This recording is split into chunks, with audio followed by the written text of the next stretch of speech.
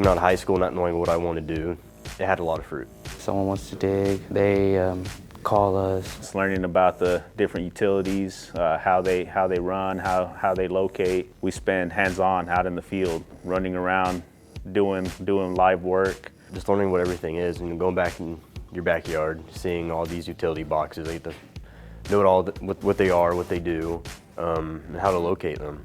Gave me job opportunity, a career path, and also many benefits. We have the need for underground utility locates. If storms come in, they can take poles down, so more and more stuff's going underground each day. I heard truck and getting paid for going to school.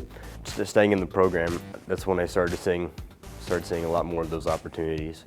They get a truck to take home, and then they can work their way towards a full-time job, of course. Coming out straight out of high school, you know, you have a job and it's something that you'll be able to stay into for a long time.